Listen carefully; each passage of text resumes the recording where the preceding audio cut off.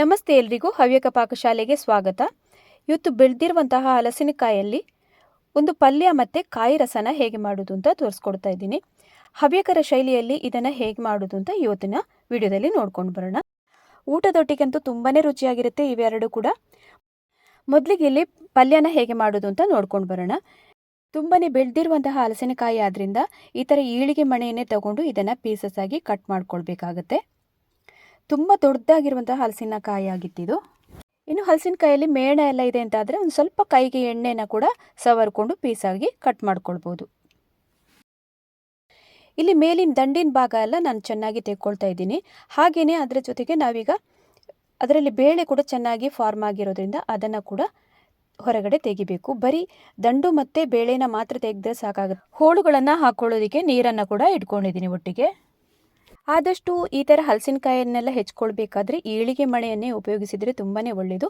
ಚಾಕುವಿನ ಸಹಾಯದಿಂದ ತುಂಬಾ ಕಷ್ಟ ಆಗುತ್ತೆ ಹೆಚ್ಕೊಳ್ಳೋದು.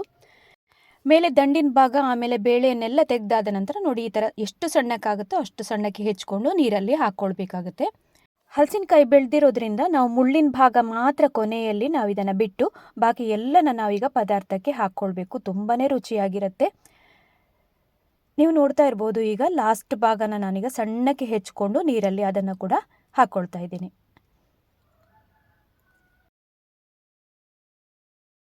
ಇಲ್ಲಿ ನಾನು ಕಾಲು ಭಾಗದ ಹಲಸಿನಕಾಯಿಯಲ್ಲಿ ಪಲ್ಯ ಮತ್ತು ಕಾಯಿ ರಸಕ್ಕೆ ಎರಡಕ್ಕೂ ಜೊತೆಗೇ ಹಚ್ಚಿಕೊಂಡು ಇಟ್ಕೊಂಡಿದ್ದೀನಿ. ಒಂದು ಪಾತ್ರೆಯಲ್ಲಿ ನೋಡಿ ನೀರಲ್ಲಿ ಹಾಕ್ಕೊಂಡು ಹೀಗೆ ಇಟ್ಕೊಂಡಿದ್ದೀನಿ.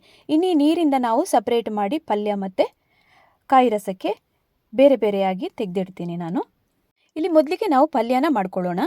ಇದಕ್ಕಾಗಿ ನೋಡಿ ದೊಡ್ಡ ಬಾಣಲಿಯನ್ನು ತಗೊಂಡಿದ್ದೀನಿ. ಅದಕ್ಕೆ ಈ ಹಲಸಿನಕಾಯಿ ಪಲ್ಯ ಮಾಡಬೇಕಾದ್ರೆ ಎಣ್ಣೆ ತುಂಬ ಜಾಸ್ತಿ ಹಾಕಿದಷ್ಟು ತುಂಬ ಒಳ್ಳೆ ಚೆನ್ನಾಗಿ ಬರುತ್ತೆ. ಅದಕ್ಕಾಗಿ ನಾನಿಲ್ಲಿ 2 ಟೇಬಲ್ ಸ್ಪೂನ್ ಆಗುವಷ್ಟು ಎಣ್ಣೆನ ಹಾಕ್ಕೊಂಡಿದ್ದೀನಿ. ಸ್ವಲ್ಪ ಜಾಸ್ತಿ ಇದ್ದರೂ ಅಡ್ಡಿಯಿಲ್ಲ, ತುಂಬ ಚೆನ್ನಾಗಿ ಬರುತ್ತೆ. ಆಮೇಲಿಂದ ಅದಕ್ಕೆ 1 ಸ್ಪೂನ್ ಆಗುವಷ್ಟು ಉದ್ದಿನ ಬೇಳೆ ಮತ್ತು 1 ಸ್ಪೂನ್ ಆಗುವಷ್ಟು ಸಾಸಿವೆಯನ್ನು ಕೂಡ ಹಾಕ್ಕೊಂಡಿದ್ದೀನಿ. ಇನ್ನು ಅದರ ಜೊತೆಗೆ ಬ್ಯಾಡಗಿ ಮೆಣಸನ್ನು ಕೂಡ 2 ಹಾಕ್ಕೊಳ್ತಾ ಇದ್ದೀನಿ. ಉದ್ದಿನ ಬೇಳೆಲ್ಲ ಹಾಕಿದ್ದೆಲ್ಲ ಒಂದು ಸ್ವಲ್ಪ ಕೆಂಪಾಗಬೇಕು. ಆಮೇಲೆ ಸಾಸಿವೆ ಕೂಡ ಸಿಡಿದಾದ ನಂತರ ಕರಿಬೇವು ಸೊಪ್ಪನ್ನು ಕೂಡ ಇದಕ್ಕೆ ಹಾಕ್ಕೊಳ್ಬೇಕು. ಕರಿಬೇವು ಸೊಪ್ಪನ್ನು ಹಾಕಿ ಆದ ನಂತರ ನಾವಾಗಲೇ ಸಣ್ಣಕ್ಕೆ ಹೆಚ್ಕೊಂಡಿಟ್ಟಂತಹ ಹಲಸಿನಕಾಯಿ ಪೀಸ್ಗಳನ್ನು ಕೂಡ ನೀರಿಂದ ಸಪ್ರೇಟ್ ಮಾಡಿ ಈಗ ಹಾಕ್ಕೊಳ್ಬೇಕು. ನಾನು ಆಗಲೇ ಹೇಳಿದಂತೆ ಕಾಯಿ ರಸಕ್ಕೆ ಕೂಡ ಜೊತೆಗೆ ನಾನು ಹೆಚ್ಕೊಂಡಿಟ್ಟಿರೋದ್ರಿಂದ ಹಲಸಿನಕಾಯಿ ಪಲ್ಯಕ್ಕೆ ನಮಗೆ ಎಷ್ಟು ಬೇಕೋ ಅಷ್ಟನ್ನು ನೋಡಿಕೊಂಡು ಹಾಕ್ಕೊಳ್ತಾ ಇದ್ದೀನಿ. ಹಲಸಿನಕಾಯಿ ಪಲ್ಯಕ್ಕೆ ಉಪ್ಪು ಆಗಲಿ ಬೆಲ್ಲ ಆಗಲಿ ನಾವು ಚೆನ್ನಾಗಿ ಹಾಕ್ಕೊಳ್ಬೇಕಾಗತ್ತೆ. ಹಾಗಾದರೆ ಮಾತ್ರ ರುಚಿಯಾಗಿ ಬರುತ್ತೆ. ರುಚಿಗೆ ಎಷ್ಟು ಬೇಕೋ ಅಷ್ಟು ಉಪ್ಪು ಮತ್ತು ಬೆಲ್ಲನ ಕೂಡ ಹಾಕ್ಕೊಂಡಿದ್ದೀನಿ. ಇನ್ನೀಗ ಮೆಣಸಿನ ಪುಡಿ ಕೂಡ ಹಾಗೆಯೇ ಖಾರಕ್ಕೆ ಸರಿಯಾಗಿ ಹಾಕ್ಕೊಳ್ಬೇಕಾಗತ್ತೆ. 1 ಸ್ಪೂನ್ ಆಗುವಷ್ಟು ಫುಲ್ಲು ಹಾಕ್ಕೊಂಡಿದ್ದೀನಿ. ಹಳದಿ ಪೌಡರು ಒಂದು ಅರ್ಧ ಸ್ಪೂನ್ ಆಗುವಷ್ಟು ಹಾಕ್ಕೊಂಡಿದ್ದೀನಿ. ಪ್ರತಿಯೊಂದು ಅಷ್ಟೇ ನಾವು ಎಲ್ಲ ಪಲ್ಯಕ್ಕೆ ಹಾಕೋದಕ್ಕಿಂತ ಈ ಹಲಸಿನಕಾಯಿ ಪಲ್ಯ ಮಾಡುವಾಗ ಜಾಸ್ತಿ ಹಾಕಿದಷ್ಟು ರುಚಿ ತುಂಬ ಚೆನ್ನಾಗಿ ಬರುತ್ತೆ. ಇನ್ನು ಮೇಲಿಂದ ಒಂದು ಸ್ವಲ್ಪ ಬೇಯೋದಕ್ಕೆ ಅರ್ಧ ಲೋಟದಷ್ಟು ನೀರನ್ನು ಹಾಕ್ಕೊಂಡಿದ್ದೀನಿ. ಇನ್ನು ಮುಚ್ಚಳನ ಮುಚ್ಚಿ ಒಂದು ಕುದಿ ಬರಬೇಕು. ಕುದಿ ಬಂದ ನಂತರ ಚೆನ್ನಾಗೊಮ್ಮೆ ಮಗುಚೋಣ. ಇದನ್ನು ಸೌಟಿಂದ ಈ ಥರ ಮಗುಚಬೇಕಾದ್ರೆ ನೋಡಿ ಅದು ಪ್ರತಿಯೊಂದು ಈವನ್ ಆಗಿ ಮಿಕ್ಸ್ ಆಗಬೇಕು. ಇನ್ನೀಗ ಉರಿಯನ್ನು ಮಧ್ಯಮ ಉರಿಯಲ್ಲಿ ಇಟ್ಕೊಂಡು ನಾನು ಬೇಯಿಸ್ತಾ ಇದ್ದೀನಿ. ಯಾಕಂದರೆ ಇದು ಸ್ವಲ್ಪ ಬಲ್ತಿರೋದ್ರಿಂದ ಹಲಸಿನಕಾಯಿ ಮೀಡಿಯಮ್ ಉರಿಯಲ್ಲಿ ಇಟ್ಕೊಂಡು ಇದನ್ನು ಬೇಯಿಸ್ಬೋದು. ಎಳೆಯದು ಹಲಸಿನಕಾಯಿ ಅಂತಾದರೆ ಕಡಿಮೆ ಉರಿಯಲ್ಲಿ ಇಟ್ಕೊಂಡು ನಾವು ಇದನ್ನು ಬೇಯಿಸಬೇಕಾಗತ್ತೆ. ಈಗ ನೋಡಿ ಮುಚ್ಚಳನ ತೆಗೆದು ನೋಡ್ತಾ ಇದ್ದೀನಿ. 3/4 ಅಂಶ ಬೆಂದಿರೋದ್ರಿಂದ ಈ ಹಂತದಲ್ಲಿ ನಾವೀಗ ತೆಂಗಿನಕಾಯಿ ತುರಿನ ಸೇರಿಸಬೇಕಾಗತ್ತೆ. 1-2 ಹಿಡಿ ಆಗುವಷ್ಟು ತೆಂಗಿನಕಾಯಿ ತುರಿನ ಇದಕ್ಕೆ ಹಾಕ್ಕೊಳ್ಬೇಕು. ಇಲ್ಲಿ ತೆಂಗಿನಕಾಯಿ ತುರಿನೂ ಕೂಡ ಹಾಗೆಯೇ ಸ್ವಲ್ಪ ಜಾಸ್ತಿ ಹಾಕಿದಷ್ಟು ಪಲ್ಯ ಚೆನ್ನಾಗಿ ಬರುತ್ತೆ. ಇನ್ನೀಗ ಕಡಿಮೆ ಉರಿಯಲ್ಲಿ ಇಟ್ಕೊಂಡು ಒಂದು 2 ನಿಮಿಷ ಎಲ್ಲ ಹೀಗೆ ಬೆಂದರೆ ಸಾಕಾಗುತ್ತೆ. ನೀರೆಲ್ಲ ಆರಬೇಕದು. ಕೊನೆ ಹಂತದಲ್ಲಿ ನೋಡ್ತಾ ಇದ್ದೀನಿ ನಾನು. ನೀರೆಲ್ಲ ಕಂಪ್ಲೀಟಾಗಿ ಆರೋಯಿತು ಅಂದರೆ ಪಲ್ಯ ರೆಡಿ ಆಗುತ್ತೆ. ಕೊನೆಗೊಮ್ಮೆ ಚೆಕ್ ಮಾಡ್ಕೊಳ್ಳೋಣ ಹಲಸಿನಕಾಯಿ ಬೆಂದಿದೆ ಎಲ್ಲೋ ಅಂತ ಒಂದ್ಸಲಿ ನೋಡಿಕೊಂಡು ಇದನ್ನು ಸ್ಟವನ್ನು ಆಫ್ ಮಾಡ್ಕೊಳ್ಬೋದು. ಈ ಥರ ಹಲಸಿನಕಾಯಿ ಸೀಸನಲ್ಲಿ ಅಂತೂ ಈ ಥರದ ಪಲ್ಯ ಮಾಡೋದ್ರಿಂದ ತುಂಬಾ ಚೆನ್ನಾಗಿರುತ್ತೆ. ಊಟದೊಟ್ಟಿಗೆ ಒಳ್ಳೆ ಕಾಂಬಿನೇಷನ್ ಆಗಿದೆ ಇದು. ಮನೆಯಲ್ಲಿ ಒಂದ್ಸಲ ಈ ವಿಧಾನದಲ್ಲೊಮ್ಮೆ ಟ್ರೈ ಮಾಡಿ ನೋಡಿ. ನೋಡಿದ್ರಲ್ವಾ ಹಲಸಿನಕಾಯಿ ಪಲ್ಯನ ತುಂಬ ಸುಲಭವಾಗಿ ಹೇಗೆ ಮನೆಯಲ್ಲೇ ರೆಡಿ ಮಾಡ್ಕೊಳ್ಬೋದು ಅಂತ. ಸ್ವಲ್ಪ ನಾವು ಪೀಸೆಲ್ಲ ಮಾಡಬೇಕಾದ್ರೆ ಪೇಷನ್ಸಿಂದ ಮಾಡ್ಕೊಳ್ಬೇಕಾಗತ್ತೆ.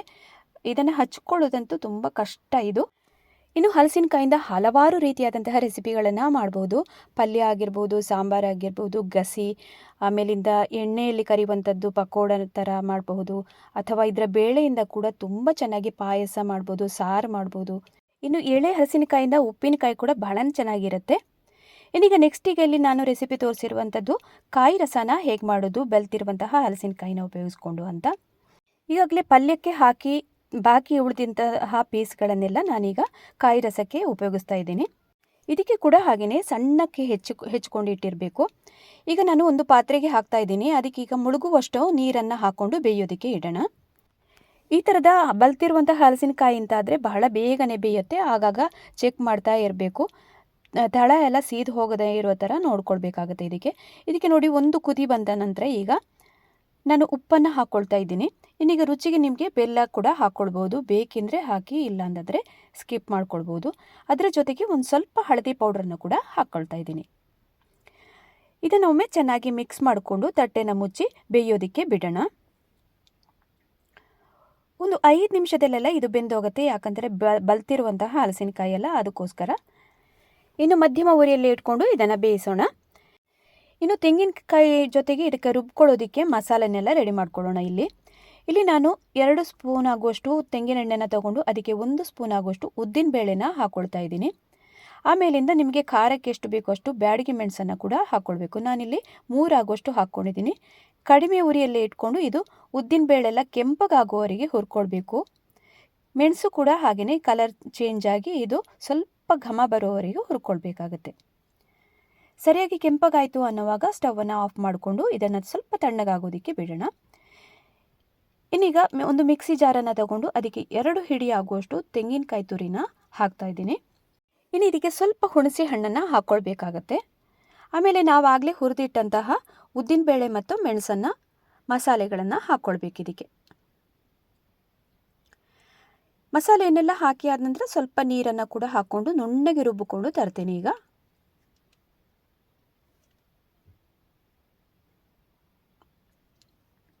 ನೋಡಿ, ಈ ಥರ ನುಣ್ಣಗಾಗಿದೆಯಲ್ಲ, ಇದನ್ನು ಇನ್ನೀಗ ನಾವು ಬೆಂದಿರುವಂತಹ ಹಲಸಿನಕಾಯಿ ಹೋಳುಗಳ ಜೊತೆಗೆ ರುಬ್ಬಿದಂತಹ ಮಿಶ್ರಣನ ಹಾಕ್ಕೊಳ್ಳೋಣ.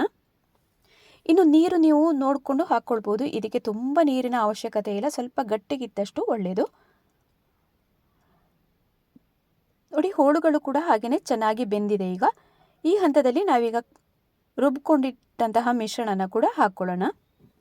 ಇನ್ನು ಮಧ್ಯಮ ಉರಿಯಲ್ಲಿ ಇಟ್ಟುಕೊಂಡು ಇದನ್ನು ನೋಡಿ ಸೌಟು ಹಾಕಿ ಈ ಥರ ಮೊಗಚಬೇಕು. ಚೆನ್ನಾಗಿ ಒಂದು 5 ನಿಮಿಷ ಎಲ್ಲ ಇದನ್ನು ಕುದಿಯೋದಕ್ಕೆ ಹೀಗೇ ಬಿಡೋಣ. ಆವಾಗ ಸ್ವಲ್ಪ ಥಿಕ್ನೆಸ್ ಬರುತ್ತೆ. ಒಂದು ಕುದಿ ಬಂದ ನಂತರ ನಾವೀಗ ಇದಕ್ಕೆ ಕರಿಬೇವು ಸೊಪ್ಪನ್ನು ಕೂಡ ಲಾಸ್ಟಲ್ಲಿ ಹಾಕ್ಕೊಳ್ಬೇಕು. ಕರಿಬೇವನ್ನು ಹಾಕಿ ಆದ ನಂತರ ಒಂದು 2 ನಿಮಿಷ ಎಲ್ಲ ಹೀಗೇ ಕುದಿಯೋದಕ್ಕೆ ಬಿಡೋಣ. ಇದನ್ನು ಕುದ್ದ ನಂತರ ಸ್ಟವನ್ನು ಆಫ್ ಮಾಡಿಕೊಂಡು ಮಾಮೂಲಿ ಒಗ್ಗರಣೆನ ಕೊಟ್ಟರೆ ಆಯ್ತು. ಇದಕ್ಕೆ ಬಲ್ತಿರುವಂತಹ ಹಲಸಿನಕಾಯಿಯಿಂದ ಯಾವ ಥರ ರುಚಿಯಾಗಿ ಪಲ್ಯ ಮತ್ತು ಕಾಯಿ ರಸನ ಮಾಡ್ಕೊಳ್ಳೋದು ಅಂತ ನೋಡ್ಕೊಂಡು ಬಂದಾಯ್ತಲ್ಲ. ಈ ವಿಧಾನದಲ್ಲಿ ಮನೆಯಲ್ಲಿ ನೀವು ಕೂಡ ಟ್ರೈ ಮಾಡಿ ನೋಡಿ, ಹೇಗೆ ಬಂತು ಅಂತ ತಿಳಿಸಿ. ಇವತ್ತಿನ ಈ 2 ರೆಸಿಪಿಗಳು ನಿಮಗೆ ತುಂಬ ಇಷ್ಟ ಆಗಿರ್ಬೋದು ಅಂತ ಅಂದ್ಕೊಂಡಿದ್ದೀನಿ. ಇಷ್ಟ ಆದಲ್ಲಿ ಚಾನಲನ್ನು ಸಬ್ಸ್ಕ್ರೈಬ್ ಮಾಡಿಕೊಂಡು ಸಪೋರ್ಟ್ ಮಾಡಿ. ಹಾಗೆಯೇ ಪಕ್ಕದಲ್ಲಿರೋ ಬೆಲ್ ಐಕಾನನ್ನು ಕೂಡ ಪ್ರೆಸ್ ಮಾಡೋದನ್ನು ಕೂಡ ಮರಿಬೇಡಿ. ಇನ್ನೊಂದು ಹೊಸ ರುಚಿಯೊಂದಿಗೆ ನಾನು ನಿಮ್ಮನ್ನು ಭೇಟಿಯಾಗ್ತೀನಿ ಅಂತ ಹೇಳ್ತಾ, ಅಲ್ಲಿ ತನಕ ನಮಸ್ಕಾರ.